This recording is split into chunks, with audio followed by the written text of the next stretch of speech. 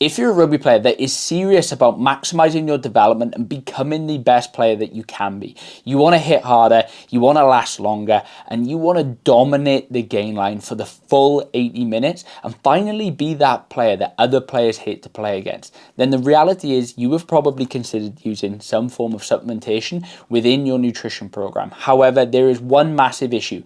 There are hundreds of supplements out there, all with the massive marketing claims of being that next best thing that you need to have, which is why in this video today, we are going to cut through the noise and we are going to have a look at a scientifically backed approach to using supplements. We're going to sit down with our in-house SANR nutritionist, James, and we're going to rank 18 of the most popular supplements for rugby players from S to D tier. We're going to look at why they work, how you should use them, the correct dosing protocols, and ultimately give you a comprehensive guide that you can follow, that if you do want to step up your performances, you know exactly which supplements to take at the right times to maximize your performances week in, week out, and become the best player that you can be. Let's get into it. So James, in terms of supplements and your stance on them first, I think it's probably a good idea to get a little bit of an understanding as to where a qualified sports nutritionist would actually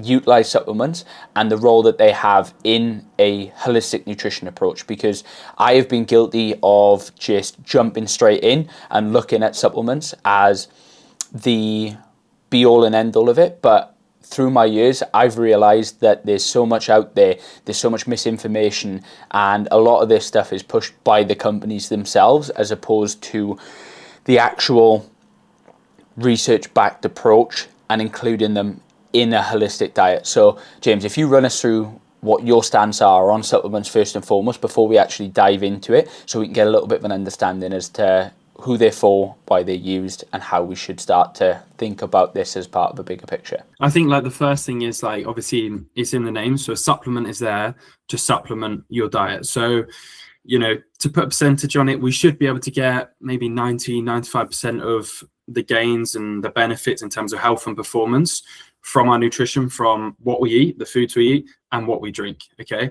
Then that little like extra 5-10 to 10% can come from supplements, and that's when you know, it's not necessarily that it's going to benefit our whole diet, but it's just where can we make little improvements that are going to give us that extra few percent. So for me, from a nutrition point of view, we always like to work off a target, time, and type model. So the first thing is we're looking at overall energy intake, overall macronutrient numbers and breakdown.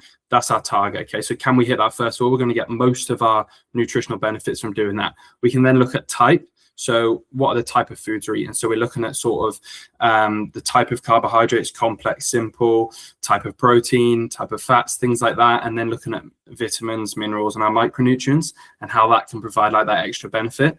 And then finally, you've got your timing. So how are you timing your food intake throughout a given day around training and things like that? And then how are you timing it throughout a week? So we're sort of talking about, it's called nutritional periodization there.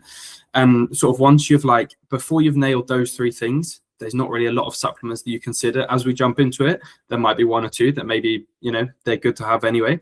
But until you've nailed those three things, you're not really looking at supplements, because we can achieve most of what we want.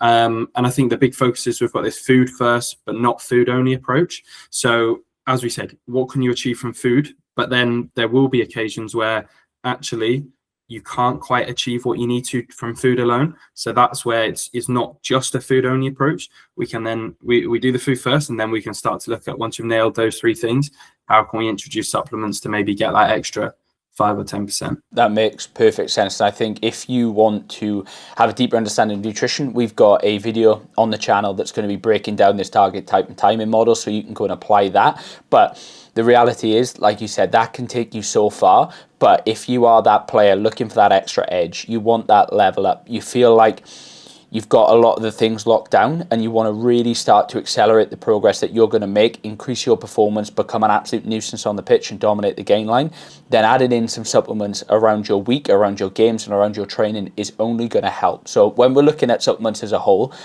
we've got a tier list and we're going to rank through 18 different supplements, and we're going to rank them S tier to well, D tier plus a special category for the one supplement that maybe should be reserved in hell, but who knows, right? That could be an overstatement.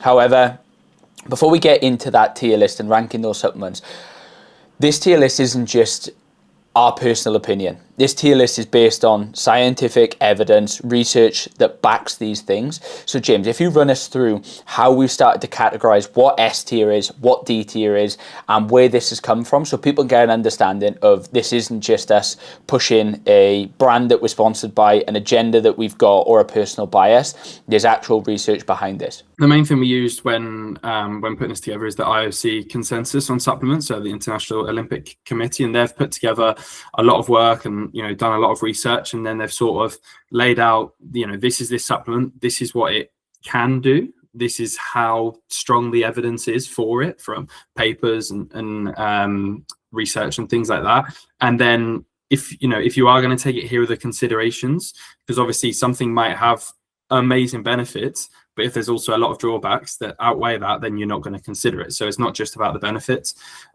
considerations, and then sort of, if you are going to take it, here's maybe the protocol to go about that. So we've had a look through that, obviously use some other papers as well, some other useful resources. There's a few good things out there. There's one by the Australian Institute of Sport who have done a similar thing, and sort of collated that all together to then come up with this tier and system. Obviously, there's always going to be some grey areas. Maybe it could be in this tier, maybe it could be in that tier, but I think overall we've got a good understanding of the tiering system based off what we've put together here. Banging. So S tier, what are we classifying as S tier, just so people's got a bit of an understanding? Yeah, so our S tier, we're pretty much saying everyone should take this because there's strong evidence of positive impacts. Now, obviously, this is within reason. Even with those in S tier, there might be exceptions. We're usually talking about medical exceptions, maybe, where someone shouldn't take that. So obviously, if that's something to consider, go check it out with a doctor, for example. But within reason, these are supplements that almost everyone should be taking and would benefit from if they take these supplements. Perfect. So S tier is a massive amount of research, massive amount of benefit, and pretty much 99.9% of the population should be taking these if they want to step up their performances. Yeah, with little drawbacks, basically.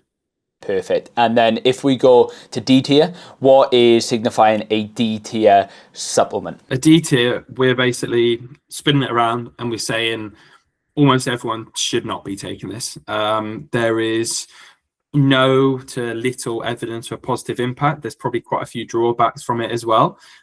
So realistically, we're saying don't take this. Don't. And it's not just about like not wasting your money on it. We're saying don't take it. It's not going to do anything. There might be the consequences probably going to outweigh the benefits. Now that we've got a stance on where supplements fit in terms of the balanced nutritional approach, we've understood the tier list of requirements. Should we get into it?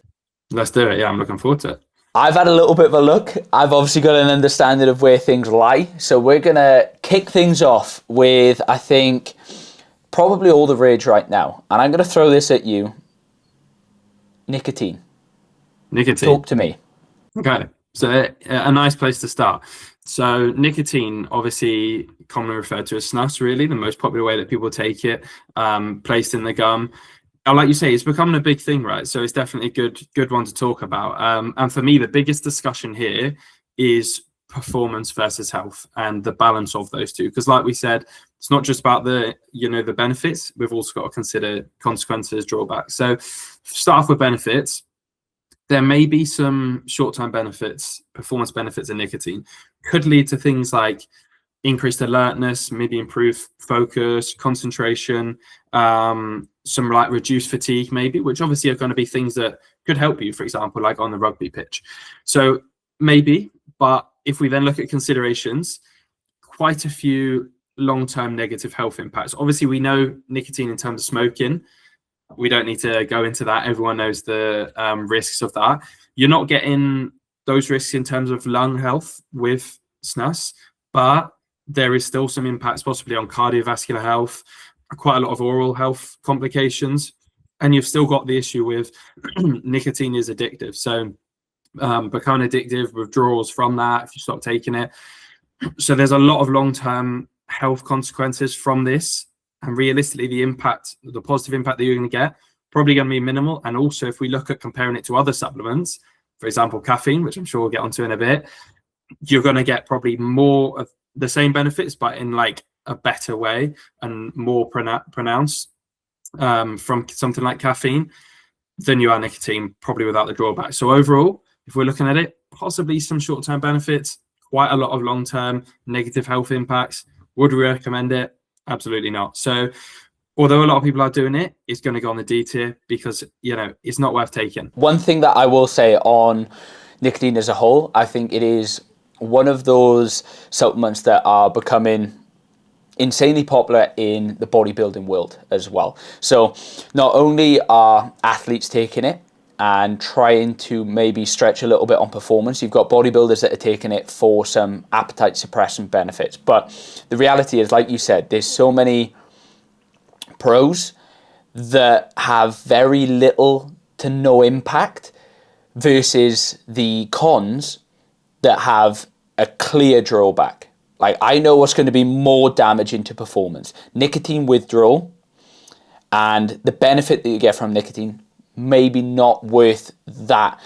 However, if you are deep in a diet and you feel like you are going to be struggling through this, the first thing that I would look at is not the nicotine, is going back to that target time and type model and starting to have a look at what types of foods that you're eating, when you're eating those foods to keep you satiated, to manage those hunger signals. Because if you were constantly relying on external aid to get through a diet because it's that torturous, outwit the bodybuilders that are stepping on a stage that need to get sub 6-7%.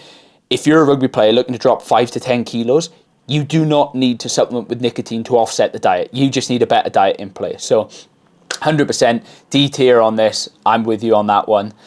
Mate, we're off to a banger. We're already upsetting some people. So I think one of the ones that I want to go into is a supplement that I'm seeing push more and more. And I feel that I've had good benefit taking this. I feel the athletes that I've worked with have had good benefit taking this.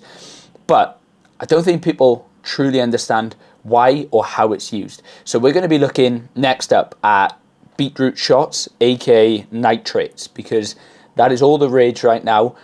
What's your stance on them?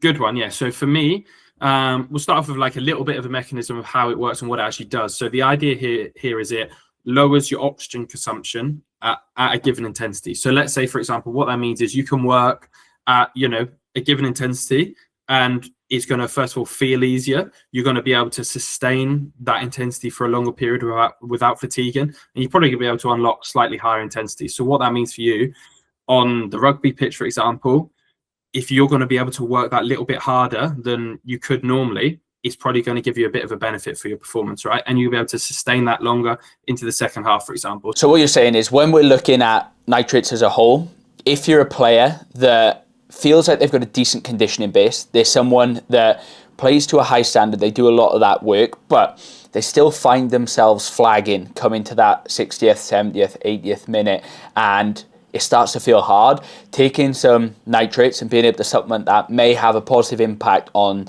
the ability of them to push into that 60th, 70th, 80th minute and carry on being effective rather than just kind of wandering around the pitch aimlessly trying to catch their breath. Definitely, yeah. I think that's what we're saying. And like, it can be something which maybe you use for a targeted event, for example. So how it works with nitrate and how you take it is we're going to look at beetroot shots usually. So you can get like Beetroot shots. They're at 70 ml beetroot juice. They offer 400 milligrams of nitrate. And you want to take one of those every day for about 6 days leading up to an event. So let's say, for example, you've got like a really important fixture, or maybe it's one where you know the game's going to be higher intensity, or maybe it's like, for example, like a tournament where it's like a long day, you know it's going to be tougher. If you can target that event, take that in the days leading up to it, it could give you a benefit. The reason now why we would say we don't want to take it all the time, okay, because obviously if you've got to take it in the 6 days leading up to an event, if you've got a game every weekend, you're basically taking it every day. The issue with that is, first of all, it can become a little bit less effective the more you sort of take it. And secondly, it can actually blunt other training adaptations. So like the hypertrophy in the gym, improved cardiovascular functioning from training, they can be blunted a little bit by taking this all the time. So I'd say, you know, target your really key important feature that you want to use this around, and take one every day for about 6 days leading up to it, and that's probably going to get you the best results. Yeah, so I think my experience with this as well was using it in periods of time where I've had more, I'll use the term like hybrid events going on, where I have been training for marathons, training for fast mile times, and it was something that I would bring in towards that final 3 or 4 weeks out from the competition, because I feel like with these things, you have to get a period of acclimation, because sometimes some people just, it doesn't sit right with them. It's the same with some of the other supplements that we get on. You may run into some GI issues, aka your belly doesn't take to this very well, and it actually has a detriment to performance, because if you're trying to run far and you need to go for a number 2 consistently, it's not great, you know? So these supplements are very best used towards that competition period. And for rugby players, this could look like James said, if you've got tournaments, so sevens, I see this being a massive, massive utility, because you're going to be playing maybe 3, 4, 5 times across the course of a 3-day period, which means that we can start to really target that one thing. If you're coming into playoff territory for league fixtures, throwing in these nitrates is going to allow you to just keep that level high, because the amount of training that you'll be doing through those intense periods of competition is going to drop. So if we are going to blunt adaptations from training, it's probably in periods where we're not trying to get the most out of training. Whereas something like these in pre-season, where you're targeting high training volumes, you're targeting a lot of specific quality adaptations from training. But if we start to blunt that in the hope for an extra 1 or 2% on the weekend, you're missing out that thing that could be the extra 10, 20% throughout the course of the season. So I think with these supplements, it's about making sure that you have them in at the right times and looking at your season schedule as a player and saying, where are the big games, where are the targeted games, where am I going to be needed? If you're going to be playing for 20 minutes coming off the bench, the likelihood is you don't need something that's going to allow you to sustain a higher level of performance for 60, 70, 80 minutes, because you're not going to be playing that. So I think with this, there's so many considerations that we need to consider. So where do you think you would put this in? For me, I think looking at the tiers, this is probably going to go in the B tier. Okay, so it is what we're saying is very good for the right person at the right time. Okay, so we're not recommending it all the time. We're not recommending it for everyone, but there is a strong evidence of a positive impact, maybe small, but I think still meaningful. But it's the main point here is to be used at the right time, not all the time. But there's definitely a case for this to be used. So we're popping this one in B tier, and from a coach's perspective, I would put this purely in S tier for no other reason than I have seen the messages, the looks on people's faces that when you do dose up on Beetroot, and it was the first time that I did it, you were going to notice that your pee changes colour to a very purpley / dark red. Now, at the time that this happened to me was when I had just squatted a lifetime PB of 600 pounds, and I was going to go run a sub 6 minute mile after. And when I went to the toilet and I thought, wow, I'm peeing blood, the only thought that was going through my head was, at least I'm going to die a hero, because I am going to not fail this challenge because I've had the supplements in. So S tier reactions, S tier adverse side effects, but B tier performance considering rugby athletes. That's a good one. And I think on the same vein of these supplements, nitrates, improving output at a given intensity for a longer period of time. Next up, bicarb. Where's your stance on this? Because I know it's got similar benefits, maybe acting in a slightly different way, but also some very, very nasty side effects if you don't get it right. So I guess with the side effects, obviously you were saying about nitrate, they're harmless. You know what I mean? Like that you might get a little panicky, but it's harmless. But maybe not so much with sodium bicarb. So what we'll say, it's a similar sort of idea here in terms of a little bit different in terms of like it's a buffer. Okay, so what it does, it means that this is really for those really high intensities. Okay, so it's usually typically used more by maybe like bike cyclists, like sprint cyclists, sprint athletes, thing like that. Could it be used by rugby players? Maybe for like, it allows you to really work at that really high intensity and to sort of reduce that burn. You know, we all know when that lactic acid kicks in and we're really struggling, it's going to buffer that. So you can sort of work and you're just not quite feeling that pain. You can just keep working through it. So definitely positive benefits there. This one's to be used more acutely. So you used it like just around a period of training, like a one-off dose. Basically, you don't need to load up on this. But if we talk about those possible drawbacks, so we do need to be very careful with the dosage that we're using here. There's a fairly high chance of stomach upset. Okay, so if you're going to use it, it's definitely one to trial, because I've heard some pretty nasty experiences of people getting this slightly wrong, and it doesn't go well for them, and they've got to withdraw from their event. So definitely trial it first before you use it. Yeah, and I think with that, again, I think James speaks from the side of research backed, looking through these things. I stand on the side of very much being a guinea pig. Supplements were my bread and butter growing up, not for any other reason than I love being sold to and all the marketing ploys, but I'm becoming a lot more selective with the supplements that I've been taking. But sodium bicarb is one that I've just started to use. Now, in terms of, we'll get into the dosages of that and what that looks like. The best calculator that I found is actually through the Morton website. Now, Morton are a brand that have devised a way of ingesting bicarb into the bloodstream while potentially mitigating a lot of the negative side effects. So when we talk about the negative side effects, you could shit yourself. Let's be blunt with it. It can have a very, very adverse reaction on the digestive system. So it's right that, like we said, we get the dosages right, we get the application of how we use that right.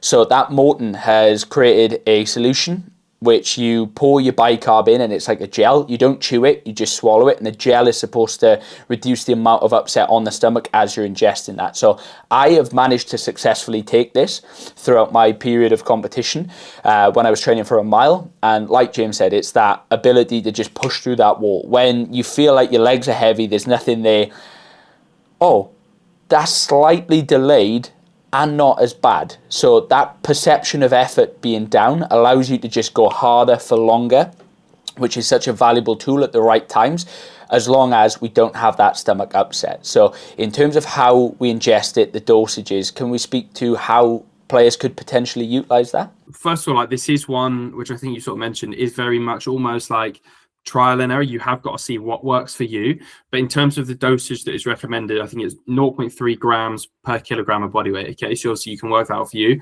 and you take that 1 to 3 hours before exercise. Okay, so it's just like the one-off acute dosage, and that gives you a benefit.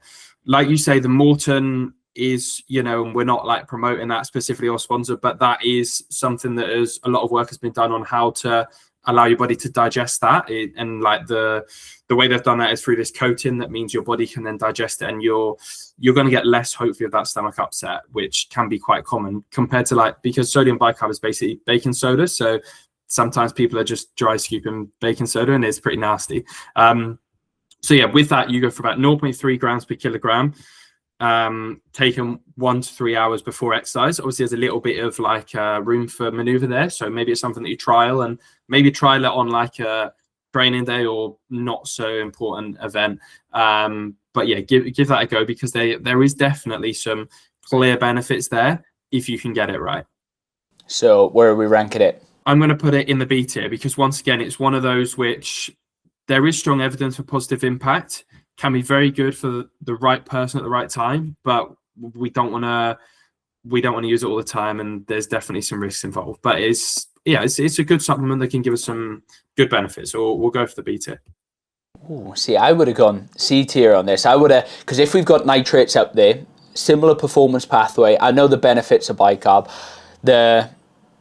I would say the cons of this, because a lot of people don't have an iron gut like me, but then we're talking to rugby players that very much love to drink a dirty pint as well, so they're probably well accustomed to being able to ingest a lot of unnecessary things in the body. But with that, like James said, I want to reiterate, if you're going to take bicarb, please do it on a training day first before the game, because it's quite easy to walk off the training paddock and go to the toilet, but you do that in a game, the ref is going to look at you funny, the coach is going to be upset, and even if you explain, but coach, it's that extra 2-3 minutes that I've got in the tank, it doesn't matter if you ain't on the pitch, big boy. So we'll keep it in B. I may nudge it down throughout this, I'll see, I'll have a little bit of a think, but with this, I think we've got 3 clear ones on there that are coming through. I'll let you pick next. Where are we going next? Let's change things up a little bit, talk about something a bit different. Why don't we go for vitamin D? Come on then, vitamin D. This is something that I haven't taken myself. It's not something that I've routinely supplemented with. Like James said, it's that food first approach for me, and I feel like I do a decent job of this, but then this is where I'm also getting educated on the topic, so I'm quite excited. Talk to me. Vitamin D3, what are we saying? Interesting one that you've tried most of the supplements on this list, but not vitamin D. So here we're talking less about performance benefits and more about health, but the key for me here is like that link between performance and health, right? If you're not healthy, you're not gonna be able to perform at your best. Okay, so when we're talking about vitamin D, we're talking a lot about immunity and illness prevention, along with other things. Is very important for bone health and things like that as well. So injury, illness, availability on the pitch links so strongly to performance, right? If you're not available to train week in, week out, if you're missing gym sessions because you're feeling a little bit under the weather, or maybe you're in there but you're not quite able to give it your best because you're just a little bit not quite there, that's going to have a big knock-on effect on your performance. So it's not always about what can we do acutely to improve our direct performance, it's what can we do to improve ourselves as an athlete, and a lot of that is our health and well-being. So vitamin D, what is it? Well, it comes from sunlight, right? So a lot of our vitamins and minerals we get from food. The reason why we've picked out vitamin D, we're not going to talk about every single vitamin here separately, we'll be here all day, but the reason we picked out vitamin D is because slightly different. The majority of our vitamin D intake comes from exposure of sunlight to our skin, okay? So living in the UK, we don't get a lot of that, right? And so realistically, for the majority of people living in UK or a similar climate, probably from like September, October, like that autumn time, all the way through to the beginning of spring, maybe March, we're going to really struggle to get enough vitamin D. You can get it from foods. There's things like salmon, eggs, which, other sources which do contain some vitamin D. But unless we're eating a lot of that food, and it's going to be tough to still stick in our macros with that. So most of the time it comes from sunlight. Can we reach that during the winter months? Probably not. How do we therefore achieve it? Usually supplementation. And this is one where the majority of people living in a climate like this probably should be taking vitamin D throughout those winter months. In terms of doses, usually 1000 IU a tablet is fine, and you could take 1 per day. Try be as consistent as you can with that. So that's sort of like what I would say about vitamin D. So when I teed this up from I take a food first approach, you was like, yeah, but that doesn't matter here. And as you can see from the skin complexion of us, we are 2 translucent males that are sat deep in the UK winter right now. So probably this is something that I should have this is definitely something that I should be supplementing with, but I think the best thing that James alluded to there for me from a performance coach is the one thing that we always say with training: the best ability of an athlete is availability. You can be the best player, and if you're not on the pitch, it doesn't matter how good you are. And that comes from a training perspective, because if you're not in the gym, you're not training hard, you're not adapting, then you're going backwards. If you're not playing, if you're not training, doing your skills practice, playing your rugby, you're going to be going backwards. And I think the first job of any S&C coach is to make sure that you are ticking off availability and doing no harm. So with something like this, we know that winter illnesses pick up around school time as well. A lot of the people watching this are maybe not in a professional environment. They're getting exposed to regular jobs with families, with kids, where these are actually being spread like wildfire.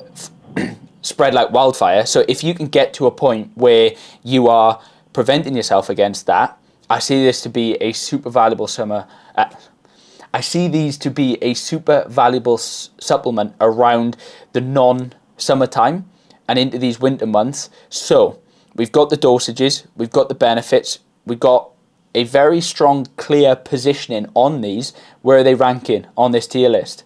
We're going to go A tier. I think there's a case for this to be in the S tier, right? Because if I would say if this is, S tier is everyone should take. If we're looking at a specific population, people in the UK during the winter months, I personally think everyone should take it. But we're not. Some lucky people watching this video might be living in a much sunnier place than us. Some people might be watching this a couple of months down the line in summer. So it still has to be taken by the right person at the right time. But for me, good benefits from it, like definitely we need it. And you say about the food first but not food only. This is why it's not food only, because there are certain things on this list which realistically you can't get from food alone, like realistically. So let's put it on the A tier. I think it's very good for a lot of people, and one that you should probably consider, Joel, before you start taking your sodium bicarb and other things. So definitely we'll be including this, and I know we've already ran through 4 supplements. We got another 14 to go. It's a bit of a comprehensive list, so rather than you having to go through all this YouTube video writing things down for dosages, we're going to create a supplement cheat sheet that you can just head to the description, download, and it's going to give you the full tier system alongside the dosing recommendations and everything that you need to consider when taking this, to actually give you a worksheet that you can go and use and not stress about what supplements you need to take, because I know that being a stress isn't something that's needed. So on that note, we've gone with vitamin D3, and I think the one that's jumping out to me right now, partly because it's front and center on the screen, omega-3, another one. This is a really interesting one, something that I've been seeing a lot about recently, actually, and I think popularity around this within like sporting settings, or like elite sporting settings, is starting to increase. First of all, why is it important? So it's still related to health and immunity, similar to vitamin D. Obviously, it's one of our essential fatty acids. But there's some other, benefits of this as well. Like lots of things in terms of like brain health, possibly like improved recovery from like muscle damage, so less soreness. Like after a game when you're feeling really beat up, there's potential that omega-3 can improve that. So there's a lot of good things that it can do. So first of all, for the benefits, it's definitely one that's worth taking for health. But also, if we look at, like, again, reduced soreness can help improve performance, right? It means you can get back in the gym sooner and things like that. So definitely some positives for it. Where do we get omega-3 from, first of all, in our diet? Well, it is mostly from fatty fish. So we can, for like, if there's any vegetarians, vegans, we can get it from chia seeds, walnuts, things like that. The issue is that's usually not EPA and DHA. So there, we don't need to go too much in detail, but they're like our types of omega-3s that are really well absorbed by the body and are really going to help us achieve this number. And ultimately, they come from fatty fish. So salmon, also sardines, mackerel, things like that.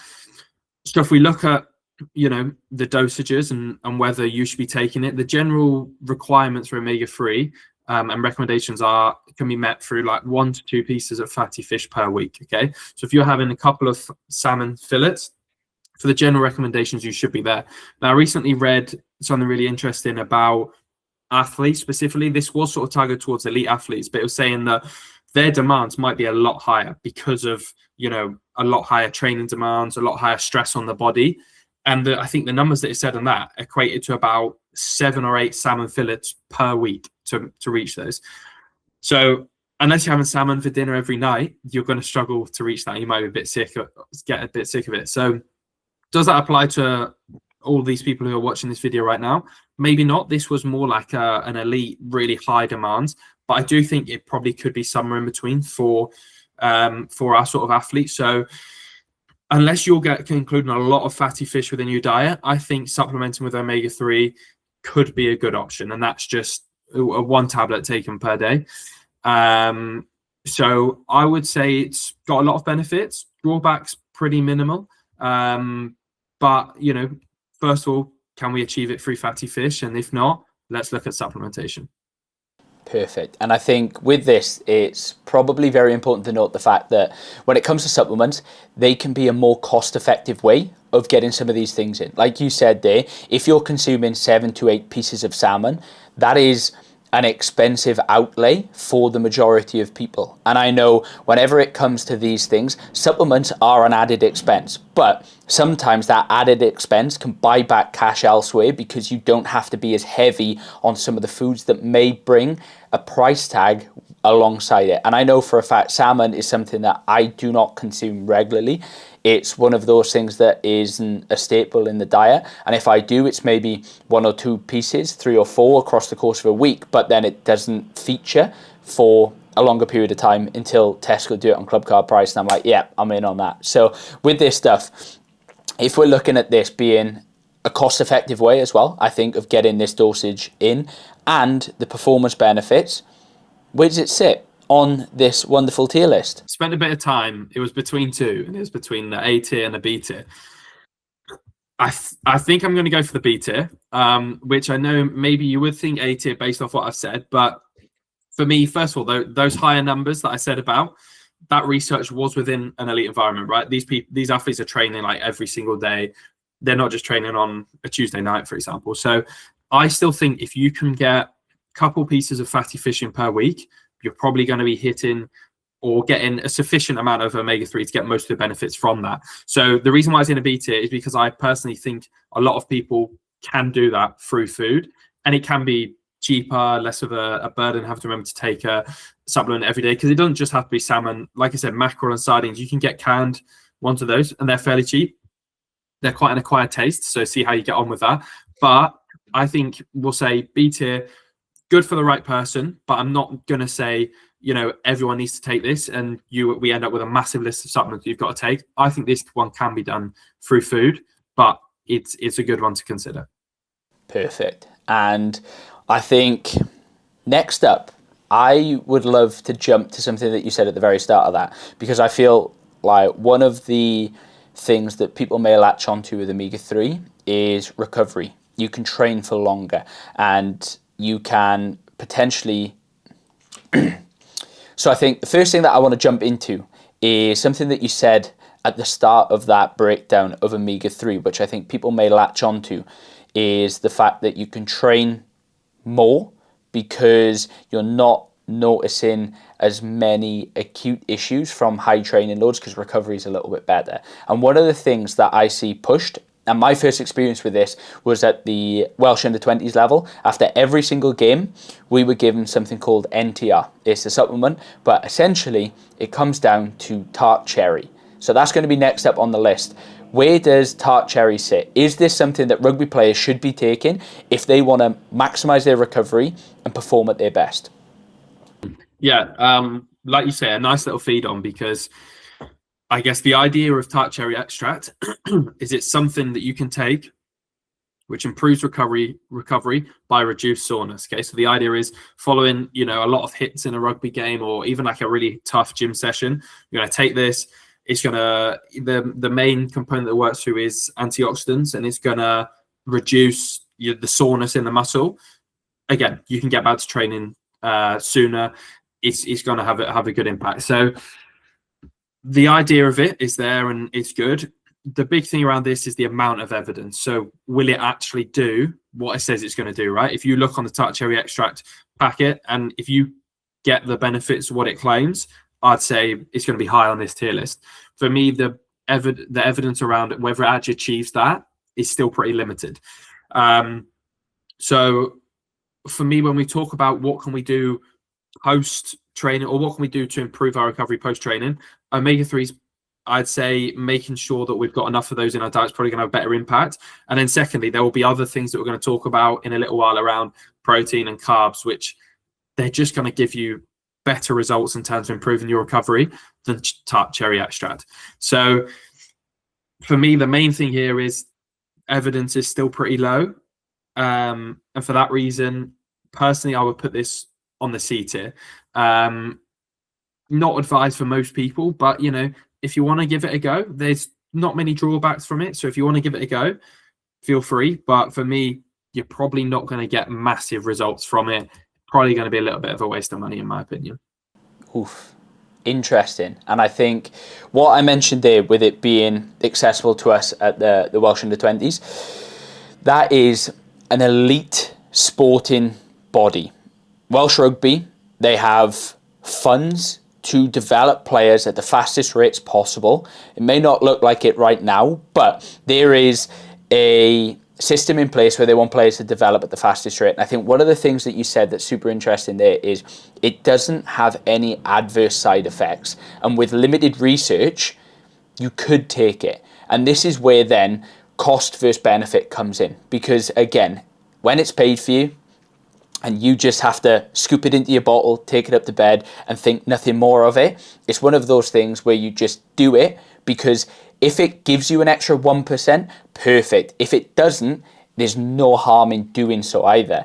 So what you've got to weigh up is if you're someone on an unlimited budget and you're playing hard games at a high standard and you feel like recovery is an issue, by all means, add this in. It's going to do no harm.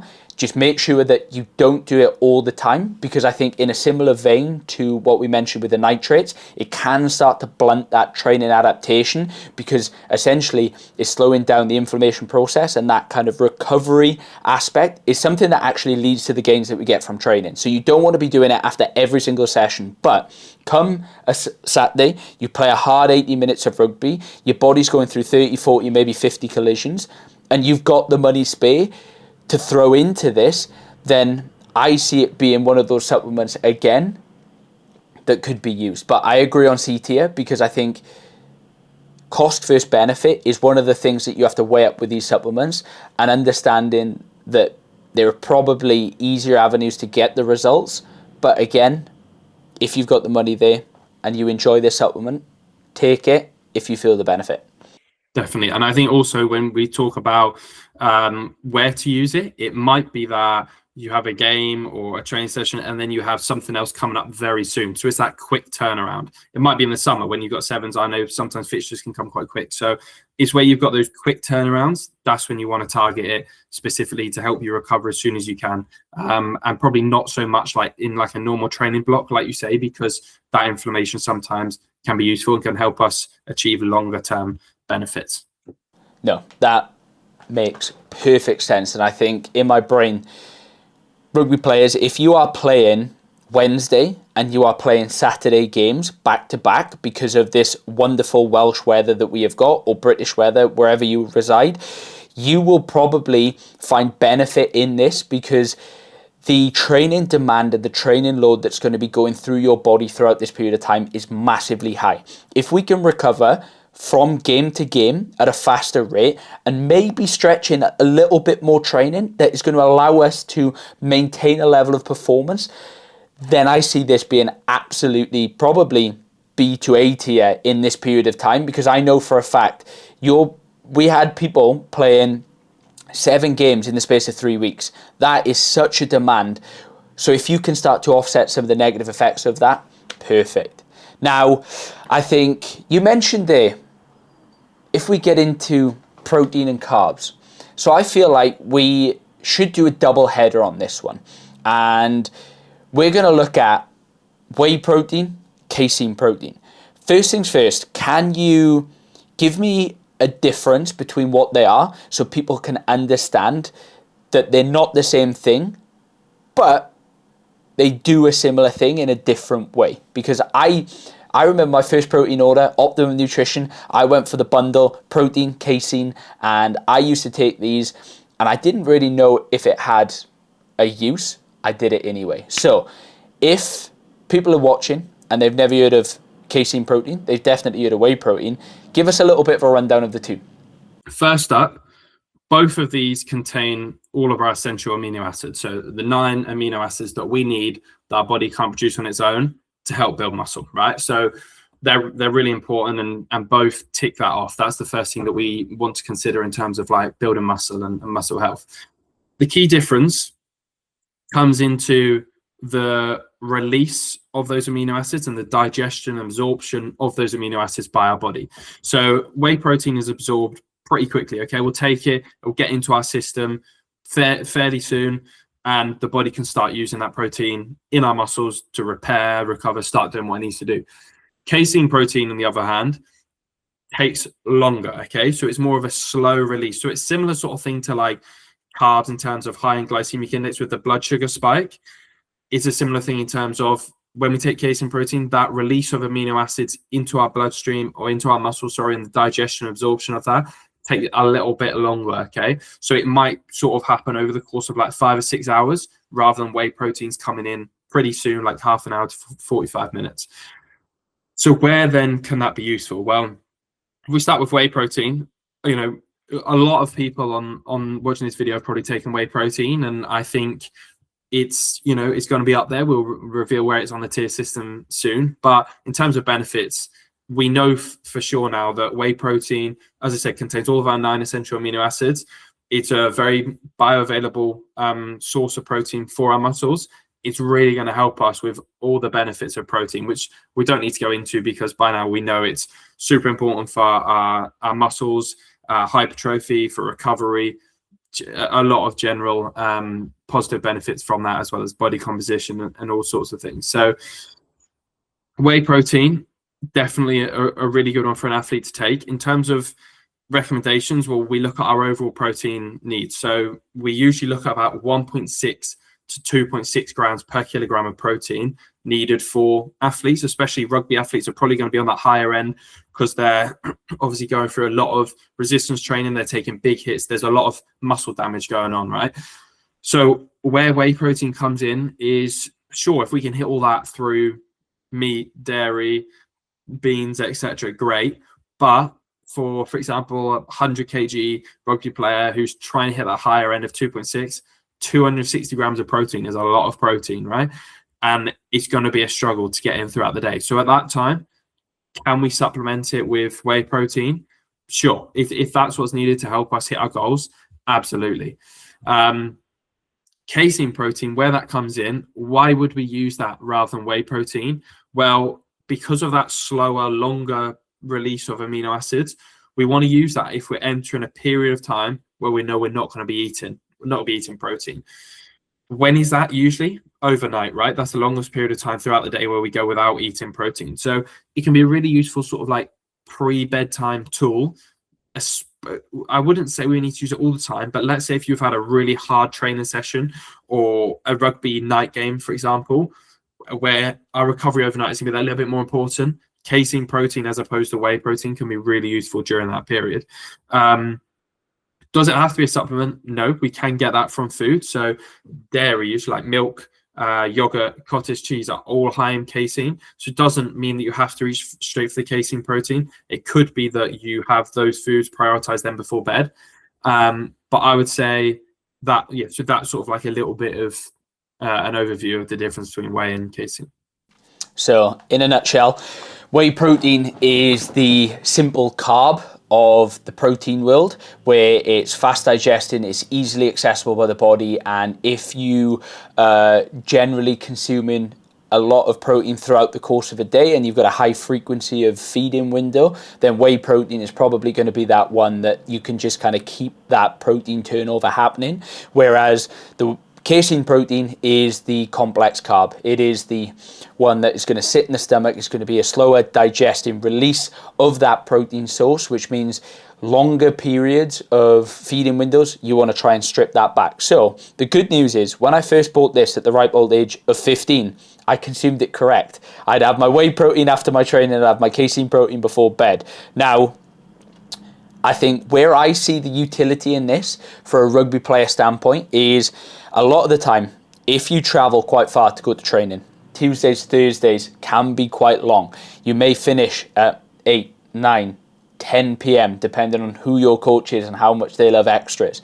And if you've got to then drive back, consume food, and you've got all these different demands, your body's just gone through the ringer. And not only that, you're going to try and need to sleep. So something like a casein protein coming in there could then reduce the load on the digestive system versus consuming 400 gram of Greek yogurt alongside all the other stuff. You can just have a simple shake that can digest throughout the night, give you that slow release of protein to help with the recovery side of things. And I think that's a really good point there, because if we're looking at recovery, what else is important for recovery? Sleep, right? Like we could do everything we can to make sure we get in our Greek yogurt and we get in our casein protein, but we're then eating that when we get back half an hour before our sleep. So now we can't fall asleep for like an hour. So the little gains that you've just got from that are now going to be removed from the fact that we can have an awful sleep. So if it means that for you and your circumstances, it's easier to get that casein protein in a shaker, drink on the way home, 100% it's going to be a better option than if you're going to have to be down in some milk and cottage cheese half an hour before bed, and then you're not going to be sleeping for a while. So yeah, it's about thinking about both of those things. And I think when we view supplements again, we've got to view the knock-on effect that things could have. So I think one of the things that I see prop up time and time again is people take these things in isolation, whereas whenever we view your training, your nutrition, your sleep, your recovery, your performance is an integrated process, and the sum is often greater than the individual parts itself. And if one thing has a benefit somewhere but takes away from all the other parts, then it's going to have a net negative effect. So we've got to consider this. So knowing that, where are we ranking whey and casein? We're going to put whey protein on the A tier. Okay, so very good for a lot of people. I think, very few drawbacks, and probably for a lot of rugby athletes, it is not required, but it's definitely going to be useful. It's tough to hit those high protein numbers from food alone, right? So it's definitely one that we're going to recommend for a lot of people. We're going to put that on the A tier. Casein, we're going to drop it down just one and put it in the B tier. I'm not saying that it's not as good as whey. Like it's really useful, but I think the important thing here is, do you need to buy both supplements, right? You could probably get most of what you need just from whey, but the key thing about this B tier is at the right time for the right person, and I think that's where casein comes in. Very useful, but only if you're struggling to get those foods. It could just be a whey protein at night with a bit of milk to get some casein in there. So it doesn't have to be right, it's at night, I have to have casein protein. So we're going to drop that down one. Still a very good option, but it's only in certain situations where we need it. So we're going to go whey A tier, casein B tier. Perfect. Now I'm at a bit of a crossroads. I don't know which direction to go next, because we've chatted about how nutrition and the macronutrient profile has a very, very meaningful impact on recovery and those things. But we've also just chatted about protein and how this supplement of whey, the majority of the meats, foods and things that we eat contain what we call essential amino acid profile. So I think we're going to blindside a little bit, and we're going to go to the 2016, I want to say, supplement of the year. It was the thing that was raved about. It was glamorized to be this thing that you needed. And if you didn't have a funny colored water when you were training, then you were wasting your time. So, Mr. James, we're bringing in the BCAA, branched chain amino acids. Talk me through. So I think to summarize the direction that we're going to go here is probably a little chat that we had before we started recording. And I basically said to you, how did BCAAs ever get this reputation? How did they become such a massive buzzword? How did they become the thing that everyone was consuming in the gym? Because, I still don't know, to be honest. I don't think you do either. Basically, what they are, they're branched chain amino acids, okay? And what branched chain amino acids are, is it's 3 of our amino acids. So obviously, as we just spoke about, whey protein has all 9 essential amino acids. BCAAs just have 3 of those. So they are the 3 that are maybe deemed more important for muscle building, but what is more important for muscle building is we need all 9 of them. That's a fact, right? That's why they're essential amino acids. So first of all, just taking whey protein, you're going to get those 3 BCAAs, but you're also going to get the other 6 that we need. So straight away we're thinking, okay, well, I'll just take whey. Secondly, I think we can already get a lot of BCAAs from food anyway, meat, egg, dairy, fish, etc. So we're probably getting enough in our diet anyway. So for me, I don't see the point of having it, because I think just take whey protein. And I also just want to touch on the fact that everyone was always drinking it during the gym. Like you said, for me, that's mind-boggling, because the benefits we're going to get from protein during the gym are just, have we had protein before? Have we had protein after? There's not this massive thing about this protein window where we have to be drinking them straight after, we have to be drinking them during to get an instant pump or an instant results. You'd be better off taking a small carton of orange juice in the gym with you and getting the benefits from carbohydrates to get a higher intensity during that session, and then just taking your whey protein after, or just eating your protein meals throughout the day. That's my opinion on it.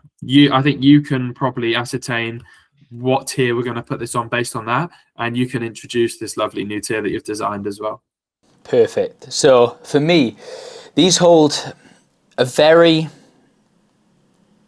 very fond place in my heart, because I remember being introduced to these, being young, naive, and wanting to get every single edge that I can. And I think that's the purpose of supplements. Supplements are designed because you want to do the very best. You want to squeeze out those fine margins. And I think the issue with this is you become susceptible to marketing. And good marketing can position a supplement in a way that makes you realize, I've wasted all this time because if I don't have this one thing, it's all going to be for nothing. And BCAAs fell into this trap, and so did I. They positioned it well. Your favorite influencers are taking them. But the reality is, it's just flavored squash. Like Robinsons do a very nice squash drink. Even better than that, Tesco do a quadruple strength. Cherries and berries. They do a orange, passion fruit and pineapple. And those two things there are tremendous. And they cost a whopping £1.99. And you can get maybe 50, 60 servings out of this. However, the drawback to Tesco is they do not do a blue raspberry style squash. So if you're in the market for a squash that tastes like blue raspberry, I hate to break it to you, you may be spending an obscene amount of money to get this. But we have introduced a new tier. One that I don't think has ever been seen before on a tier list. This tier is called Spunking Money Up the Wall. And BCAAs are going to take the first and only spot on this tier, because essentially that is all you're doing. So BCAAs, as much as it breaks my heart, you're in the Spunking Money Up the Wall tier. But I think what you mentioned there was a good little segue into the other thing. I know rugby players love protein. Everyone is on a protein hype. Everyone speaks about how important protein is for rugby players. However, there's a macronutrient, I feel, that has been sitting in the shadow of the main character being protein. However, I feel like it's coming through its hero arc at the minute, and that is going to be carbohydrates. Carbohydrates, I feel, are now finally getting the love that they deserve. They've gone from being this thing that shouldn't be included and is keto only to carbs being up there with potentially one of the best performance enhancers that you can take as a rugby player. So we've got carbs next on the list, and this is going to be the carb powders, the carb gels, maybe a packet of orange juice in the middle of your workout. Talk me through your stance on carb supplements and carbs in general. We'll go there. Okay, carbs. So carbs are one of my favorite things to talk about. As you know, I love talking about carbs. And like you said, I think it has taken off, but I think there's still people out there, you know, that are hammering home the keto diet and things like that. But I think in the athlete population, within research around athletes, there's no doubt now that carbs is up there with the most well-researched, the most, like, is the big thing at the moment, right? Carbs in terms of performance. So where does this filter into a supplement? So first of all, you know, we won't go into like daily carbohydrate intakes and stuff. That can be separate, but I'm sure you've all got like your daily amount of carbs you want to hit, and you can probably hit that through just food alone, right? It's usually not too hard. It's usually one that we're trying to actually reduce probably for a lot of people listening to this video. But carbohydrate supplements coming very handy at certain times, okay? So we know the positive impact of that carbohydrate availability on our performance, but leading up to a game, especially we're probably going to focus on games here, people often get a little bit funny about their carbohydrate intake, right? Nobody likes to enter a game feeling heavy. People might feel nervous on morning of games, all sorts of things there. So oftentimes what that leads to is probably a less than optimal amount of carbohydrates being consumed before a game, for example, right? Which can then have a knock-on negative impact on our performance. So this is where carbohydrate supplements can come in really handy. So for example, leading up to a game, okay, let's say you've had your morning porridge or whatever, but then like a couple hours before you don't really want to eat anything, you get to a game, but then you're starting to feel a little bit, you know, less fueled and you're not quite there ready to go.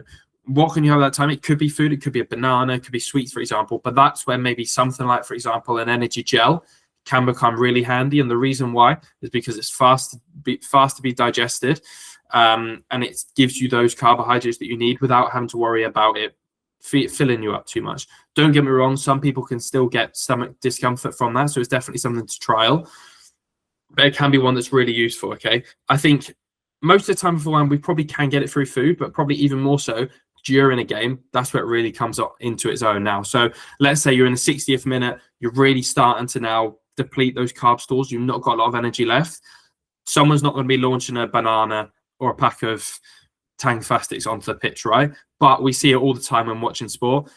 They hand you a carb gel, you rip it open, you get it down, 5 seconds, it's gone.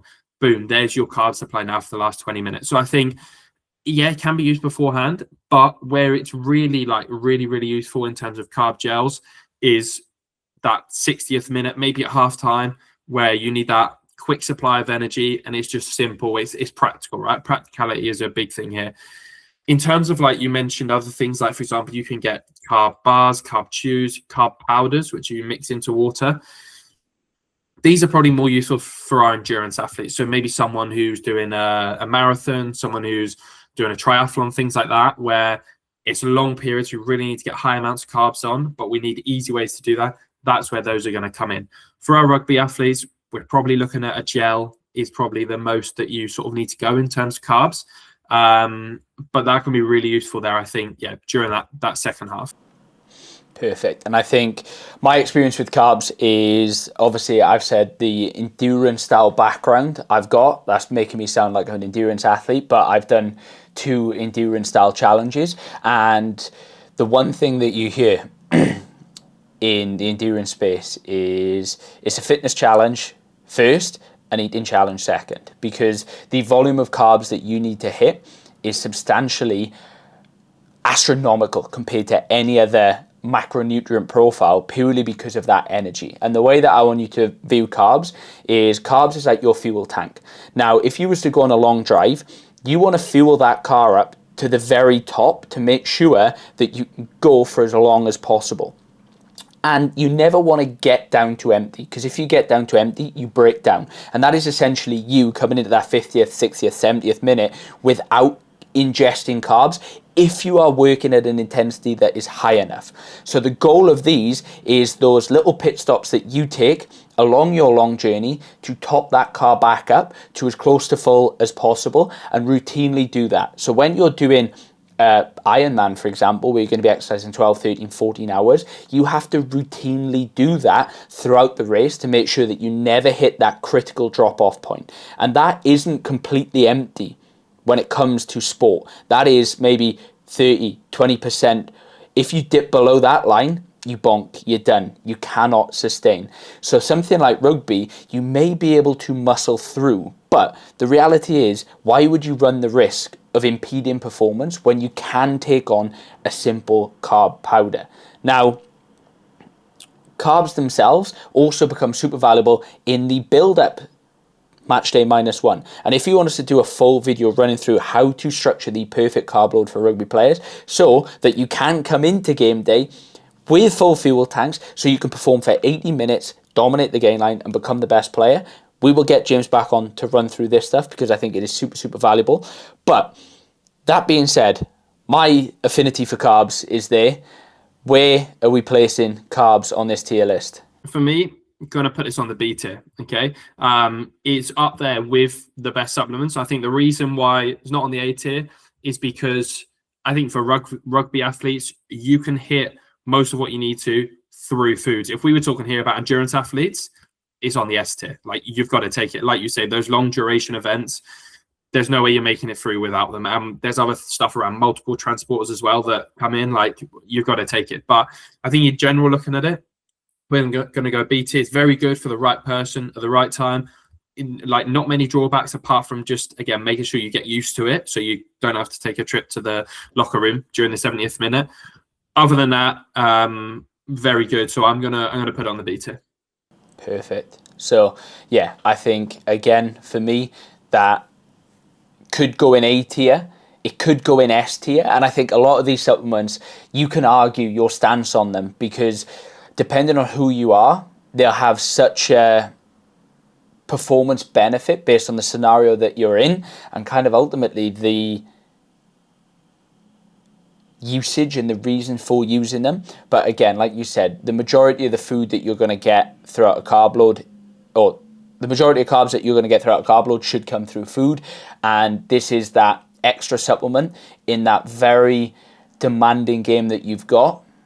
That's why they're in the B tier. So I completely agree on that one. Now,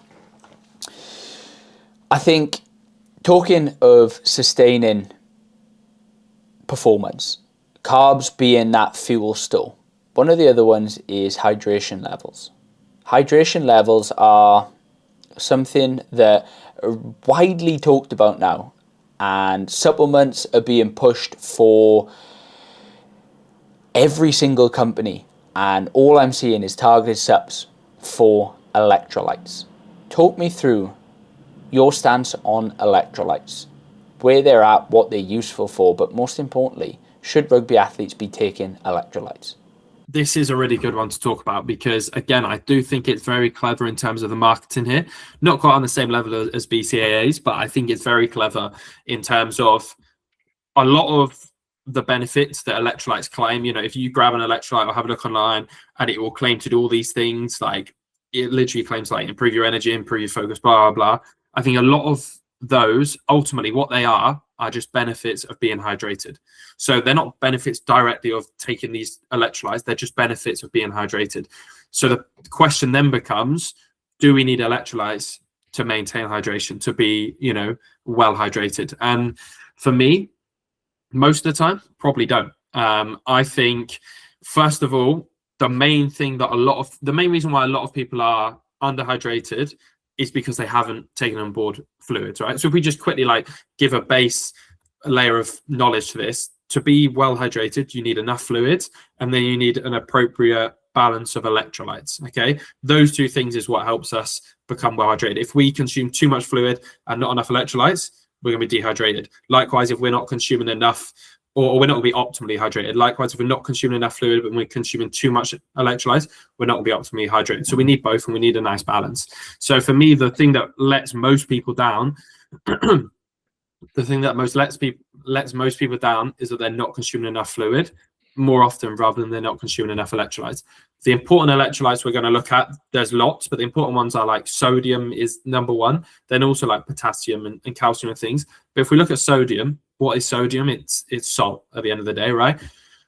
Do the majority of general population adults consume enough salt in their diet? Yeah, we probably consume too much in general, okay?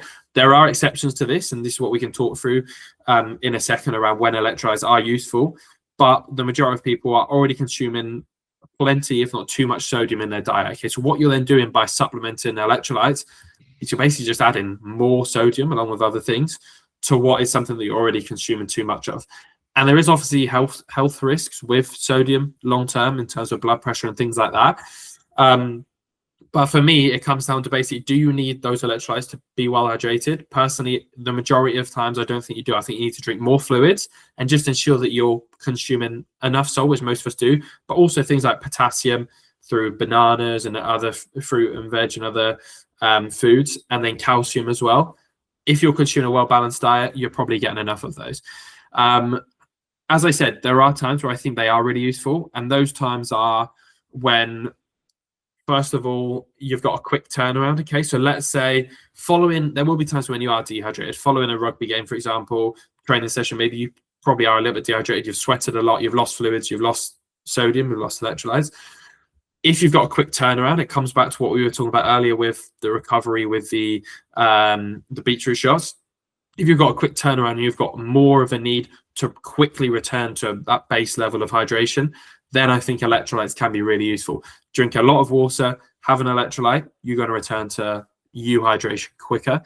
I think another example is, in general, if you are a really heavy sweater and like a really salty sweater, or you're living in a very hot environment, or it's summer, for example, we talk about like the sevens during the summer, you probably are going to be sweating more. But that means both things. It doesn't just mean you're losing more electrolytes, it also means you're losing more fluid. So we need to consume more fluid and we probably can therefore justify consuming electrolytes. I think that sort of covers it mostly. I think just a quick one to touch on is like, I feel like it's a bit of a myth. We talked about like the marketing. Oftentimes you go on electrolyte and the first thing it says is this is going to improve your energy. For me, I think that's a little bit of a myth, because the personal electrolytes is helping us to remain hydrated. We probably are going to get better benefits, improved performance from that. But if we're saying, I know I've spoken to people before and they're in a gym session and I've said, oh, you know, have you eaten before? They're like, no, but I've had my electrolytes. They think a glass of water with an electrolyte supplement is going to energize for them for that session. It's not a carb replacement, okay? So that's just a little myth, I think, to clarify there. But yeah, overall, in using the right way can be really useful. We could probably use it as like after a game, like I said, to quickly rebuild hydration or recover hydration. But I also think it could be used leading up to a game as a bit of a preventative. If we think we're going to be getting dehydrated, there is possible like evidence that having some before can help us with almost preventing a little bit. But that's a little bit more of an unsure one on that.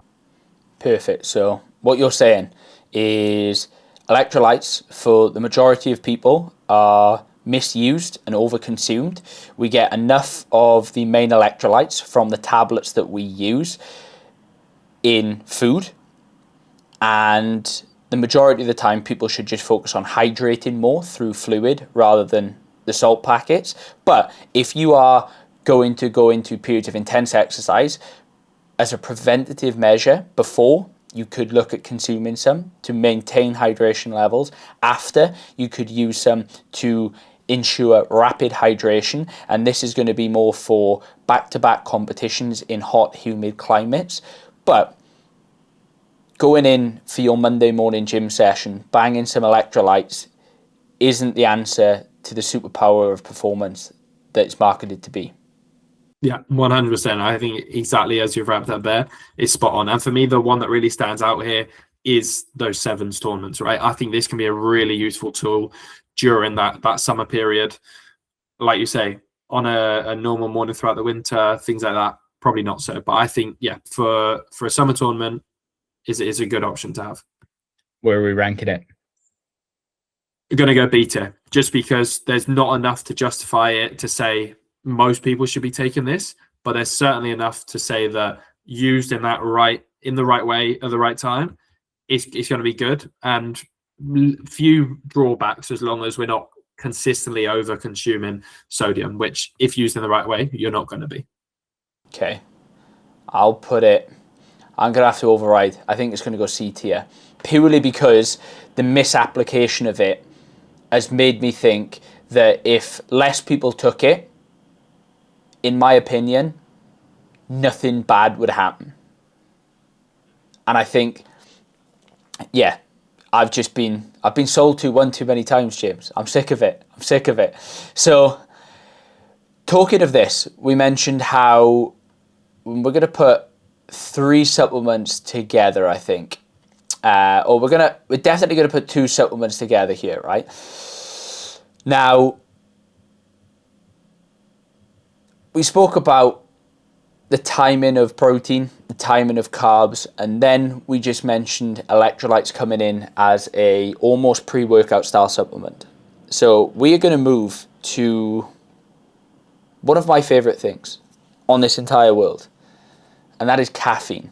Not specifically caffeine. I'm a keen coffee connoisseur, if you didn't know, but caffeine is found in coffee, and it is very, very regularly used as part of a pre-workout or in a pre-workout or as a pre-workout for the potential performance benefits that it claims. So, James, run us through what those benefits are, the pros, the cons of caffeine.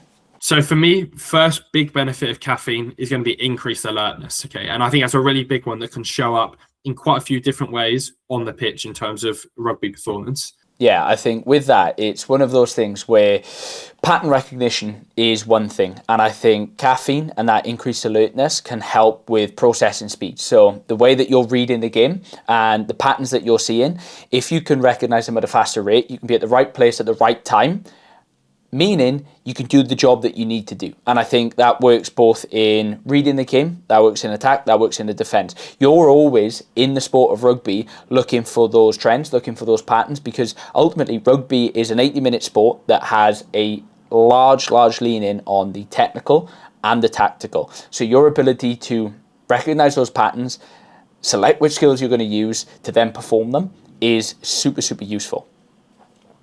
Yeah, no, I agree. And I think also we got like another thing there that maybe you didn't mention is like the decision making, like that improved neuromuscular functioning. Basically, you're going to be better at telling your body what to do and then being able to do it. So on the pitch, making those decisions like is super important. So I think that there's definitely clear benefits there from caffeine for rugby performance. I think also another one, it can reduce the perception of exertion during exercise. So this could be important during a game, again, to sort of like get that extra percentage, but it might also be useful during a training session or even a gym sessions where you think you're working at your max, but then if you have if you get the caffeine dosage right, you can maybe perceive that as a bit lower, so you can actually push on a little bit further. So I think cognitive benefits are really big, and they can then directly lead into some really good physical, performance outcomes. So there's a lot of good there from caffeine, I think. Maybe if we chat a little bit about some considerations of it. So I think first one, there are some potential drawbacks. Prolonged caffeine usage, and especially at higher dosages, can lead to some increased anxiety, increased stress. It can lead to increased heart rate. And another one, I guess, is you become quite dependent on it. It's similar thing to sort of what we were saying about in terms of nicotine and some other things. You have it every day, you become dependent on it. You don't have it, then you get those withdrawals almost, and we don't want to be in a place where we are relying on something very heavily to sort of perform at our like baseline level. So there are some drawbacks there. I think another thing is, which I often hear, which we spoke about, having your morning coffee. Oftentimes it's used in a similar way to what we said about with electrolytes in terms of like them providing energy for session. Often caffeine is like, people might not eat before a session, but they've had their caffeine, so they're like, that's what wakes them up, that's what makes them ready to go. Okay. And again, I don't think it should be a carb replacement. It's not something that is solely going to be our energy for that session, but used in the right way, it can be important. I think another useful thing here is the timing of it throughout the day. If we're having it in the afternoon or the evening, that almost certainly is then, obviously the later we have it, it's going to have more of an impact, but that is almost certainly then going to have an impact on our sleep. Okay. So if we're looking at example for a night game, you usually have caffeine before a game, you've then got to weigh up during that, well, do the benefits of having caffeine before the game outweigh the drawbacks of probably significantly reduced sleep and therefore recovery? If it's a one-off game and it's a big game, they probably do outweigh that, because our main focus right now is that performance. If this is going to be a consistent thing, or you're doing it before training, possibly not, so there's an argument to be had there. In terms of dosage, we're looking at, it can be a bit of a what's the word? In terms of dosage, there's like quite a big range of dosage here, because it depends quite a lot on your tolerance or your general usage of caffeine, but typically it's like 1 to 3 milligrams per kilogram of body weight. And what we would say is probably start, and you'd have that before the session. In terms of the timing, depends on the form of caffeine. So quickest absorbed are things like caffeine gums, caffeine melts, things like that. So they might be absorbed and start to be used literally within 5 or 10 minutes. So that could be something you have in your match routine. If it's a different type, maybe a caffeine gel or maybe just like coffee, you might want to have that 45 minutes to an hour before. And with the dosage, I'd say start with the lowest effective dosage and work from there in terms of that 1 to 3 milligrams. And I think, coming from a caffeine addict, self-admitted, caffeine is one of the most abused drugs in the world. It's the most readily available. It's one of those drugs that titrates up the dosages the more that you use it. And what we mean by that is, you take one coffee and you've never drunk a coffee before, it feels like the world is going to end. Like, heart rate goes up. You can definitely notice an acute response to that. However, if you've drunk a morning coffee every single day for the past year, it's norm. It doesn't cause those massive changes. Now, what that can lead to then is people chasing that feeling. And these pre-workout supplements, they will keep ramping up the dosages. And I remember when I was younger, we mixed Monster Energy, the green can, so we had the carbs, James. We then had caffeine powder going in the Monster alongside a pre-workout. And I consumed a gram of caffeine. And there was no need for it other than the fact that throughout my 3 to 6 months of taking caffeine, I thought more was better. But there's definitely tipping points with this. And the heart palpitations that I suffered as a byproduct of this probably weren't ideal. On that note, there is something really interesting here, which I was reading through recently about how long it actually takes to reset that. So let's say you've had caffeine every day and that's your dosage, and like you're creeping up and up. I've read that just 1 week of no caffeine can actually reset that. So then you can get improved benefits from having like a lower dosage or that normal dosage just after a week. Obviously, it depends on if you can get through the week of withdrawal symptoms, which might be quite tough for you, but just something to consider there. Yeah, and I think knowing the fact that you have to be smart with your dosages, some general rules: if you are going to use caffeine, make sure that your cut-off point is roughly like 1-2 p.m. is that time that we cut off, with the exception of nighttime games. You're never going to play back-to-back nighttime games usually. It's going to be a case of the one-off fixtures, but make sure then that you adjust the rest of the training week. Say you play on a Wednesday, Thursday to Sunday has to be managed, because you are going to notice a diminished bout of recovery from the fact that you played a night game. Recovery is going to be impacted because you haven't probably slept as much. And then as a byproduct, you're going to have to start to deal with those consequences there. So I think that is going to be one of the things that I would say. And be sensible with the dosages. You do not need to keep ramping things up. You may still notice performance benefits from the caffeine, even at lower dosages, even if you're not itching and rearing to go. Just remember that. So, where are we ranking God's nectar? Caffeine is actually going to go in the A tier. So I think that's our third one now, going up in the A tier, because benefits are there. Very good. Very good for a lot of people. I think literally the main consideration is just not using at those times when it's not optimal, and just being aware of that dosage. But for me, yeah, it's up there. It's a really good supplement for you to take. It's gonna benefit your performance. I am going to shame this man. He has had 1 cup of coffee in his life. He doesn't take caffeine. He's a non-believer. We will make him drink all the caffeine in the world. But I like, as much as it pains me to say it, I would put this in an S tier from a performance benefit standpoint. But again, it's that exception that caffeine isn't just something that you consume around training. Usually it's something that you consume around the rest of your life, which makes it very, very easy to not abuse the supplement, but lose a lot of the potential benefits that you get from the caffeine by the regular consumption of it. So I think it's up there. I think it's on the, if I was an avid coffee drinker, it's probably going in the S tier. So non-believer. So I think along that line, next up, Beta-Alanine, because I think caffeine is one of the supplements that is prioritized in terms of like building out a pre-workout supplement, and Beta-Alanine is another one of those. So let's speak to that. Beta-Alanine, what we're talking around here, similar to what we spoke about earlier with sodium bicarb, it's a potential buffer. Okay, so it helps us again with those, like, we can work at a higher intensity, like for a little bit longer, and we don't quite feel that burn. We can push through it a little bit. It really targeting like those high intensity short efforts here. So like, I know this is something you took when you were training for the 5x5. It's like that 1 to 10 minute, like almost as maximum intensity for a short period of time. That's where it's going to potentially benefit us. Can it be a benefit for rugby? Yeah, I guess like it is a longer duration than that, but we are doing repeated high intensity, like short duration bouts. So it can potentially have an impact there.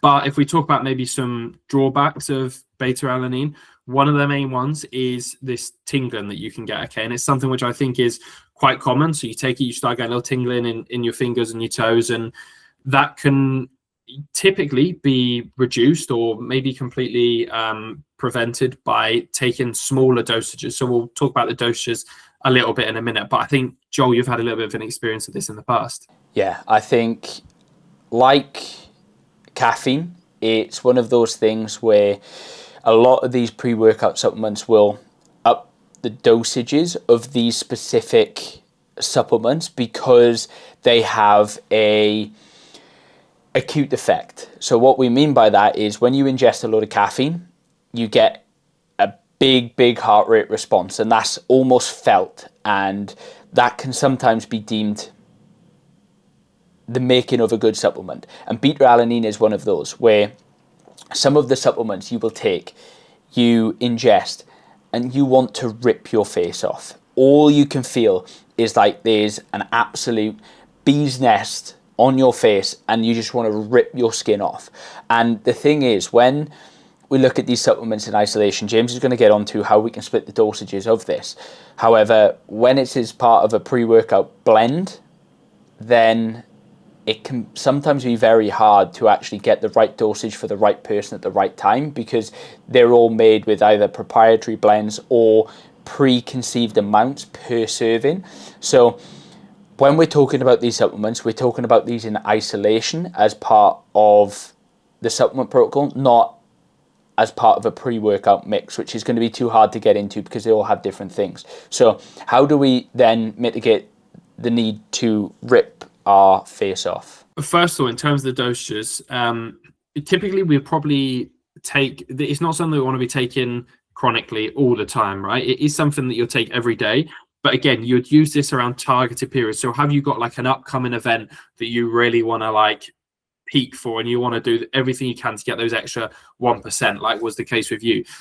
So you look at around a 4 to 12 week period before that event is when we're going to start taking it, depending on how long you want to do it for. And that first 2 to 4 weeks is like a bit of a loading phase. We're going to go for 4 to 6 grams during that period. Usually the dosage that is fairly safe in terms of limiting these side effects is 1.5 grams. So during that loading phase, you're probably looking at 3 to 4 separate dosages throughout the day, just spread them out nice and evenly of 1.5 grams. And then after that 2 to 4 week period, you're then just going to go 3 grams per day. So again, probably just split that up with 2 1.5 gram dosages, one in the morning, one in the evening, and you should be all good. So that's how we'd use it. We'd sort of use it around a targeted event in the lead up to that, and follow that protocol, and you might get some benefits from that in terms of short duration, high intensity, improving the performance during those periods. Perfect. So with that stuff, we're replacing it on the old tier system. We're going to go B tier. So it's in there with sodium bicarb, it's in there with nitrate, these sort of things, which there is evidence of improvements to performance, but there are some drawbacks. So it's not like we're going to say, everyone go take this. And again, I think it's just a very important thing around taking it at the right time, for the right person to get the benefits that you want. Not something that we're going to be taking all the time, but used appropriately could provide some nice small performance improvements. Perfect. So I think next up, I'm going to take the reins on this one. So you've got Big Daddy Joel giving some hard facts, and we're going to look at fat burners. And I think fat burners come under a wide range of different supplements, but the majority of them are going to be comprised of caffeine and capsaicin. So the reason why we've jumped there is you're probably going to ingest a lot of caffeine throughout the day, and people see these fat burners as something that they should take in a diet phase. Again, we'll go back to what we said with the nicotine. If your goal is to drop 5-10 kilo body fat, you do not need fat burners. You just need a structured, appropriate diet plan. However, people then start to lean towards these. Now, the reality is, it is caffeine and capsaicin. Are there marginal benefits to consuming these things for improving your metabolic rate? So essentially, we know that the lower thermodynamics comes down to energy in versus energy out.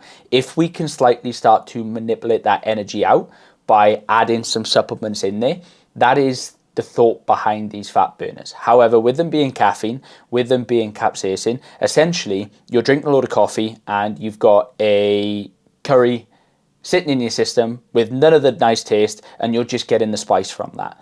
And what that does is normally raise core body temperature. It gives you a little bit of a sweat feeling, and essentially it's one of those supplements that I feel personally then starts to bring about an acute response that makes people think it's worth it, but essentially you're just jacking your heart rate up and sweating more. And to drop 5-10 kilos of body fat, play your best rugby, you should do that through conditioning, nutrition, good training, and rugby. You do not need fat burners. So I've got my stance on them. James, anything to add? Yeah, no, I agree with everything you've said. And I think, again, it's one of those, marketing can be very powerful, right? Marketing can be very powerful, right? Let's look up what it actually does, what it actually contains. Can we just do that a different way, like you say? And are we pretty much already getting what we need from that? So I think, yeah, very little evidence and research that this is going to benefit you in a dieting phase. I think there's a lot of other things that we can do which are going to have a much bigger impact. So yeah, I'm not sure where you're putting this on the tiering system, but I'm pretty sure it's going to be fairly near the bottom.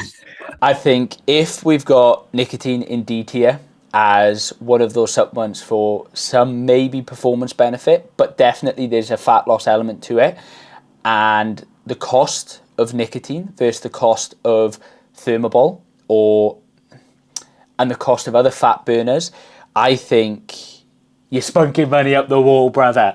So it's going in that bottom tier. BCAA's got a friend. He's got a friend. Yeah, exactly that. But we have got 4 supplements left. And I think, talking of marketing, one of the things that I have seen is collagen.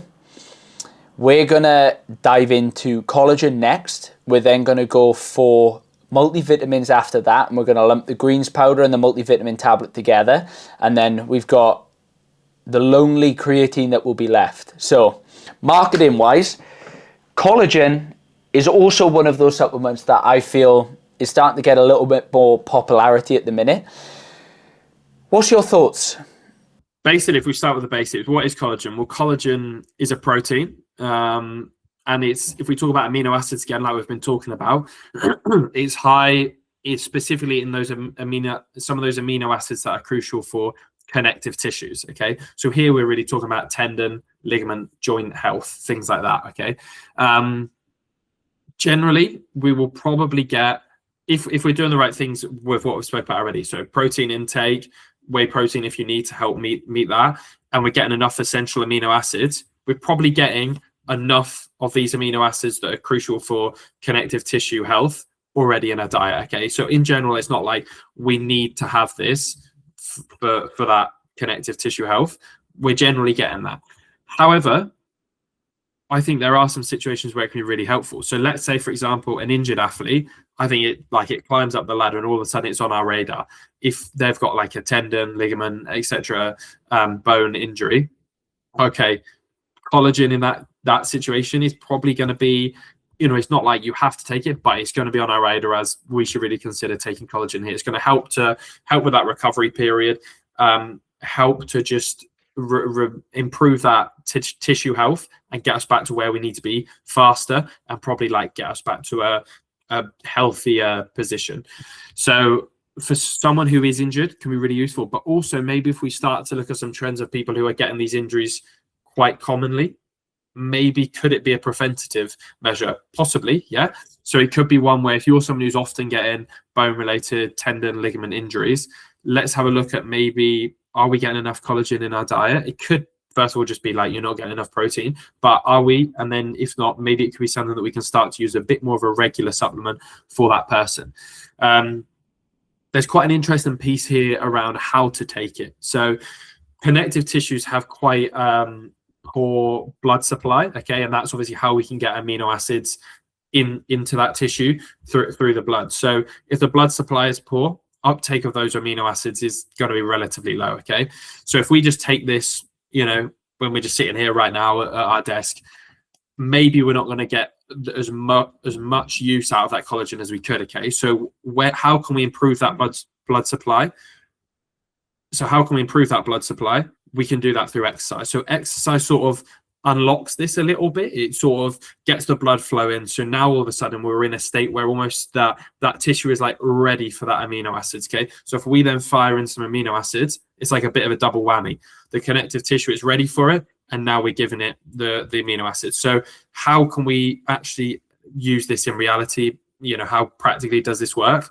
Well, collagen supplement takes about 40 to 60 minutes, so maybe just under an hour to get into the bloodstream. So if we can take that 40 to 60 minutes before an exercise session, then what happens is, as we're then exercising and our blood supply is increasing and our tissues are ready to take on board that collagen, it's there already in the system, right? Oftentimes, maybe people take it after the session, but if you think about it, it's going to take 40 to 60 minutes to get into the bloodstream. Well, you're sort of cooled down by then. So you're missing a bit of a trick there. So I think definitely the timing of taking this is really important. We'd go for about 10 to 20 grams of collagen. Have that before your workout, 40 to 60 minutes, you know, in these situations where we need it. And that's like optimal for timing. One more interesting point, having some vitamin C at the same time can help to improve uptake.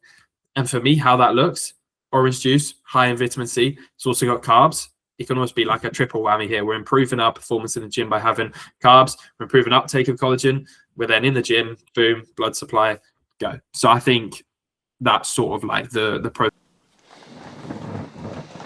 Perfect. So I think that gives a very, very good summary on what it does, why it's useful, how it can be used. And I want to just add a little bit of an aside to that, because one of the things that you mentioned there was obviously if you're going through a process of injury, this could be used to help the rehab process. It doesn't replace the rehab process. And I think a lot of the times people come into these supplements, peptides are one of them now that are booming in the industry, but they will never do the job of a properly managed rehab program, because as soon as the amount of load exceeds what your tissues can currently tolerate, you're going to get injured, which means that if you do not do anything to either decrease the amount of load that you put through those tissues and increase what they can tolerate, then you're going to be running into prolonged niggling issues. So if you have got niggling tendon issues, some reoccurring injuries that just don't seem to go away, yes, collagen may help alongside a rehab program to strengthen why those issues are coming up in the first place. This shouldn't just be like putting plaster over a bullet wound. This should be starting to address that big limiting factor in obviously programming or lifestyle management. But then again, supplementing something in to speed that process up is perfect. So where are they going? Just one more thing, likewise with nutrition, yeah, like when we're injured, it's then on the radar, but it's not the most important thing. The most important thing is still, first of all, are you eating enough protein? Like that's first of all important, enough energy. And you know, it's not just like we're injured, just take my collagen shot and I'll be okay. Like you say, it's a big picture here, right? With a lot of things to consider. But for me, I'm going to put it in the beta here, I think, because there is good evidence that it can have a positive impact, but it's at the right time, right? We're talking here specifically periods of injuries, or maybe those who are prone to injuries. It's not something that we need or should be taking all the time. So not sure if you agree, but I would put this in the beta. I think I've got a interesting stance on this tier list, which I'm going to summarize at the end, because I think it probably summarizes a lot of what we're about as practitioners, and I think there's valuable lessons that you should be able to take away from how we've actually structured this list. So it'll be interesting to get into that. But next up, we have got two, and the reason why I've put these two, I feel like they almost try and fill the same void, and that is a lack of micronutrient profile. We've talked a lot about macros being a driving factor, your carbs, fats, proteins, but then we've dabbled throughout this video on the micronutrient profile. Now, micronutrients are important as part of our nutrition philosophy, that target, time, and type. And this is where that kind of type aspect, what sorts of foods that you're going to get, are going to determine a lot of this micronutrient profile, which is why I feel like these supplements have a lot of popularity, is because they're normally the things that we tend to avoid in a diet. And this could be a little bit of a prelude to what we're going to speak about, but we're going to talk about multivitamin tablets and green powders. Can you talk to us the difference, what they're potentially used for? Run us through, big boy. like you say, first of all, you say an interesting point there.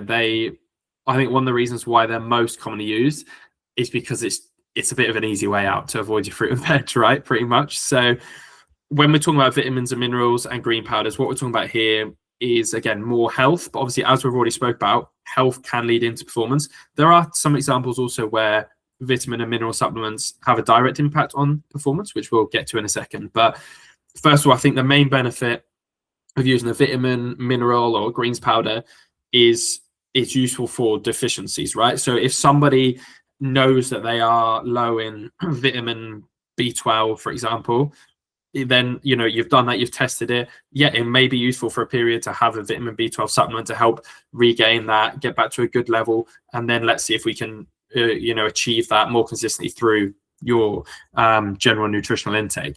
I think an issue is oftentimes people don't do that. They just, first of all, like, it can be a bit of a pain to get like an accurate test. You maybe want to go for the GP and things like that. So people just be like, I think I'm probably low in certain minerals or maybe vitamins, or maybe like, I just think I'm low in general. Hence, they just grab a multivit, right? So it's an easy way out. And we might be supplementing something, first of all, that we're actually not low in. So I think that's the first one. Like, it's important with this, if you're going to take it, that you know why you should take it.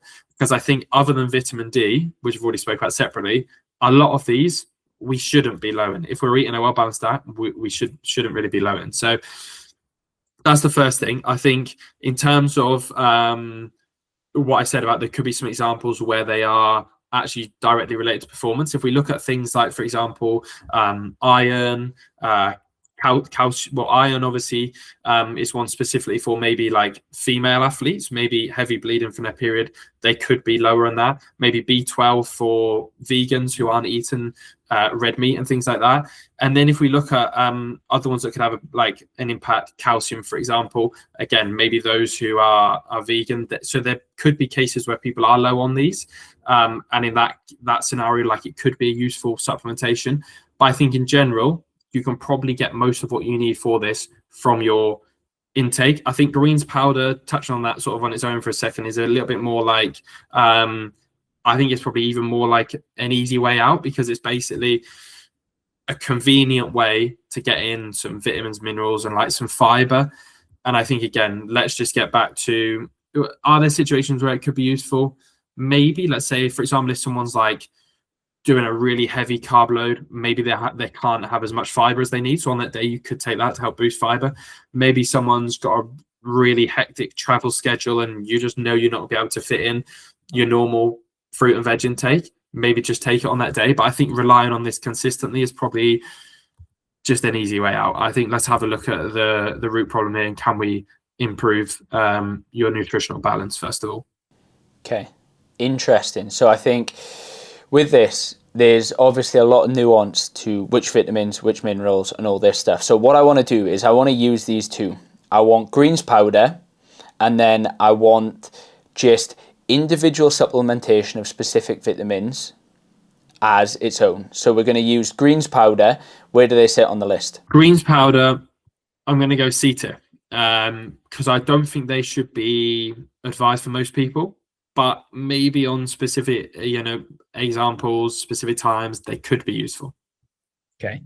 And then if we go supplementing with specific individual nutrients, or then if we go with supplementing with a specific vitamin / mineral, I know we've had vitamin D3 on there as is standalone, but if we was to kind of extrapolate that out to all the other things out there, where would you rate this in terms of efficacy on this tier list? So maybe a little bit boring, but I'm going to put it right there alongside greens powder. We spoke about them together. I think they're very similar in terms of, yeah, they might have some benefits for some people in certain scenarios, but most of the time, I don't think we're going to advise them for the majority of people. I think we can get what we need to in terms of health leading into performance out of our food and drink intake. Perfect. And what I would say is one thing that we've not got on here, which isn't a supplement, but if rugby players learn this skill, they will improve their health, they'll improve their performance, and they'll step up as that player. And that is why I believe on this list is something that we haven't got, but I wish we did. S tier is learning how to cook. because the majority of things that we've said on there come through a well-balanced diet. And the reason why I feel people miss out on micronutrient profile is because they don't actually know how to cook a meal that is appetizing, tastes good, which means that then they just don't do it. So if you learn how to cook, you had a balanced diet included in that, because you can start to include all the things that maybe are a little bit nasty, but you can include them in. It's like giving a dog a pill, you wrap it up in his food, and he's like, yeah, this is the best thing ever. You give it to him by itself, he's like, nah, this is the worst. S tier skill for rugby players is learning how to cook, because I think it ticks off a lot of the things that we spoke about, which is... I think growing up, I always used to think vegetables, first thing that comes to mind, probably still does, is a plate with some carrots and some broccoli and some peas, and you're forcing them down. I think like some of the best like meals or starters that I've had in restaurants, the best bit of it sometimes is veg, because like the way chefs can cook it, you wouldn't even think that you're eating a vegetable. It's like a treat, right? So obviously we're not saying you've got to turn into chefs, but if you can just find a way to include these in your meals in nice appetizing ways, I think it's a game changer, 100%. Yeah, I think I'm actually going to drop greens powder down to D tier, because I feel the generic blend of things, you shouldn't fight. Like, if you can't get your micronutrient profile in because you're traveling and stuff, there's probably better things to worry about than your greens powder and more planned and advanced prepping, because I'm a firm believer that the will to win is only beaten by the will to prepare. So if you've got a structured plan in place, you should be able to mitigate a lot of the potential pitfalls that come in with that. And like you said, even when you're traveling, you go to these places, they have these options. Like wok fried greens is up there with the best thing. It doesn't help that it's covered in sesame oil, smashed in ginger, but you know, it's definitely. And also, we're not actually sure about the digestion availability, right, of the vitamins, minerals, fiber from them greens powder. There's still like research that is quite early, so it could be a waste of time in a way. So yeah, I'm happy with that, to punch that down one. Yeah. Who knows? We could update this tier list in 6 months from now, and Spunky Money Up the Wall has a trio in there. But James, I'll ask you the question. We've gone through 17 different supplements so far. We've got a wide range of things, and I know people are probably wondering, creatine, where's creatine? Where's creatine? But we've saved this till last, and I want to know, from a nutritionist perspective, someone with extensive research, not only in working with athletes, but also having the research to back it up, is creatine something that is overhyped, or have we actually saved the best till last? And creatine for rugby players, yes or no? Okay. Should we just jump in with the answer straight away and say... Go on then. Let's go for it. Should we just jump in with the answer straight away and say yes? Because people might also be wondering, why have we designed an S tier without anything in there? Possibly caffeine on the borderline, but the minute we've got an S tier that's sitting empty. And lo and behold, we have saved the best till last. Thankfully, that S tier is not going to be lonely. It's going to have creatine in there, okay? So why now? Should we get on to why? Well, what we're saying in that S tier is, within reason, everyone should be taking this, right? There's a strong evidence for positive impact, basically zero drawbacks. And, you know, for most people across the board, this is something you should be taking. So I think it's something that is just gradually over the last few years become bigger and bigger. And now it's at a point where almost everyone within sport nutrition is saying you should be taking creatine. It's the most well-researched and supported supplement in terms of safety and benefits. Let's get started with our benefits. So quick bit of science here, not too deep, but basically we've got an ATP PC system, and what that energy system does, that's responsible for your high intensity work. So like those short bursts of energy, literally like 10 to 15 seconds, where it's like a maximal effort. That fatigues very quickly. Once that's fatigued, we then have to wait for it to regenerate. So if you do like a maximal effort, you can't stop and then just go again. You have to wait a little bit. And like, obviously, the more you do it, the more fatigued you get, the longer it takes. The PC in that energy system stands for phosphocreatine. If we can have more of that PC, more of that phosphocreatine, we can improve, or if we can have more of that phosphocreatine, we can basically increase our ATP PC stores and we can regenerate them quicker. How do we increase the phosphocreatine stores? We can supplement with creatine. Okay, so basically what that means, if you're supplementing with creatine, this ATP energy system is more efficient. What that means for a rugby player, it means you can work, well, first of all, what it means for us in terms of physical improvements, it means you can work at higher intensities for longer periods, then you can recover quicker in between those in high intense periods to go again. Okay, what does that mean for a rugby player? Well, if we look at on the pitch, do you want to maybe talk about this in terms of like some rugby specific movements of where this, like that ability to work at higher intensity for like a really short period, recover quicker from that improves? And then maybe I'll touch a little bit about like some gym benefits and longer term benefits as well. Yeah, so I think, as we've alluded to, S tier, and that is because these benefits show up in the sport of rugby vastly across an 80-minute game. So if you think about front row forwards, scrummaging is going to be anywhere from 6 to 12 to 15 seconds. You are going to be working at maximal effort to not get your head shoved up your arse, and you need to be able to sustain that level of effort repeated throughout the course of a game where there could be 20 scrums plus, you know. So scrummaging is going to rely heavily on that energy system, and that is why 3-4 scrums with kind of resets, you start to notice that the amount of power that you can output starts to drop, because we're utilizing that energy system. We're using the energy, but we're not giving enough to pay it back. So that's one scenario. Kick chases, 15s. If you're putting a ball over the top, there's a couple of phases. It's coming back the other way, and you're constantly on that repeated sprint. Rest, repeated sprint, you're going to be using that system. If you're going to be coming in and you're in phase play, you're going to put in a big tackle. You're going to mirror the defensive line. You're then going to put in another big tackle. That there is your ability to utilize that energy system. And then it's the same in attack.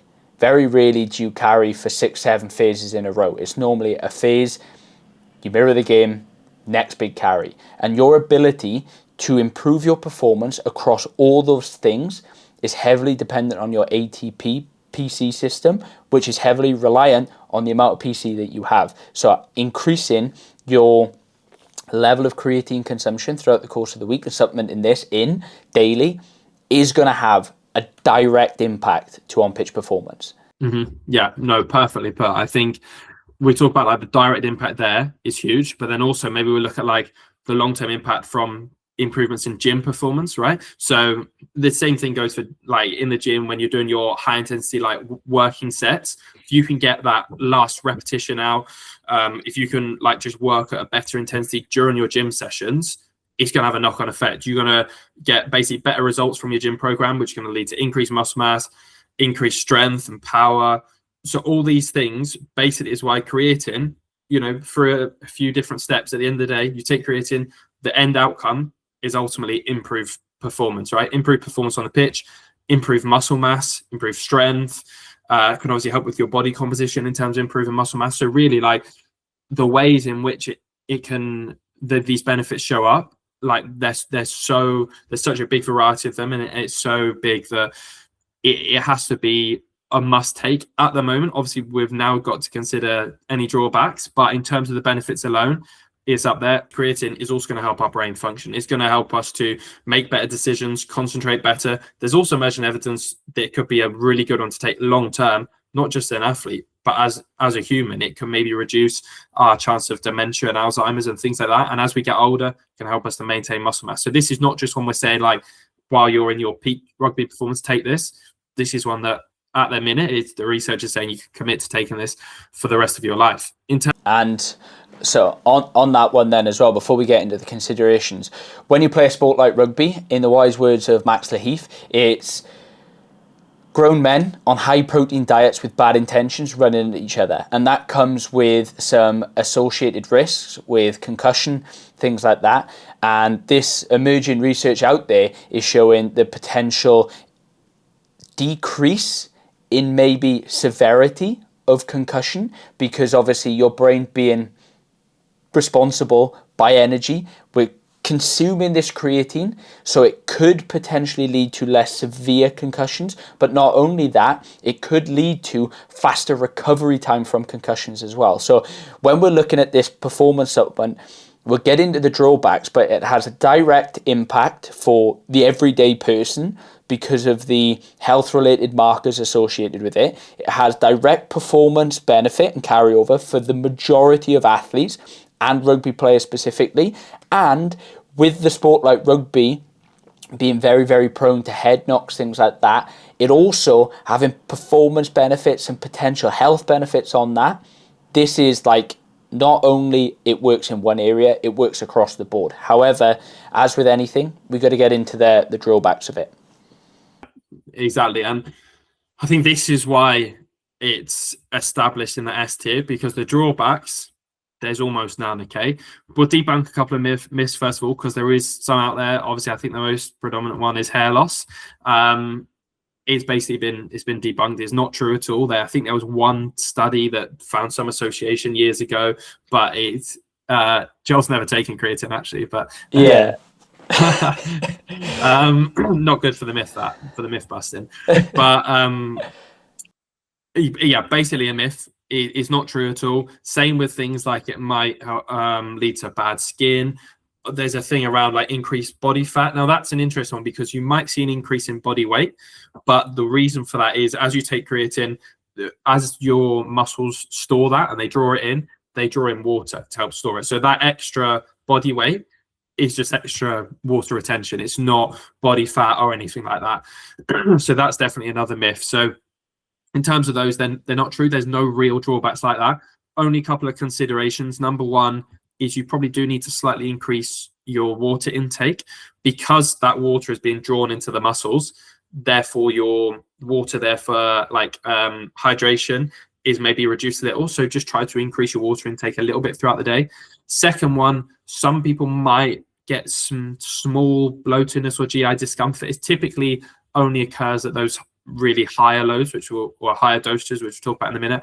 But if you do get some GI discomfort, you can split it up into 2 dosages. You can also try, I know something you sent over recently about this around how it can be absorbed better with mixing it with slightly different temperatures of water. Do you want to explain about that a little bit?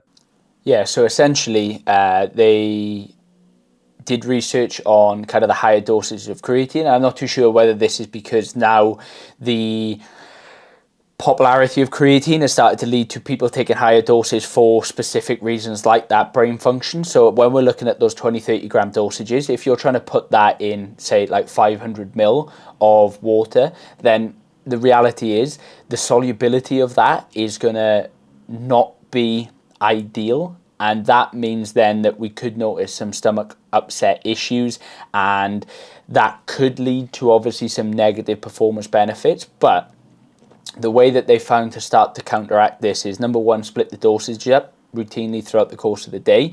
However, if you do forget and you're a bit of a numbskull like myself, then you want to try and make sure that you use warmer room temperature. So that supplement guide that we got below that you can download to understand not only just creatine, it will be all the other subs that we've ran through, the dosages, the recommendations. We'll actually link to that paper and give you some specific advice on which temperature of water you should potentially use to start to actually get that creatine to mix and therefore digest better, and therefore start to negate some of the drawbacks of higher dosage of creatine on the digestive system. Yeah, perfect. And just be wary of, we're not using boiling water here because that can degrade it, but those slightly warmer temperatures, if you have to boil it and let it cool, that can work well. But I think also it's important to note, like, these gut discomforts, I'd say they're, number one, less severe than a lot of these other supplements we've said, and number two, less common. So the majority of people probably won't experience any of this.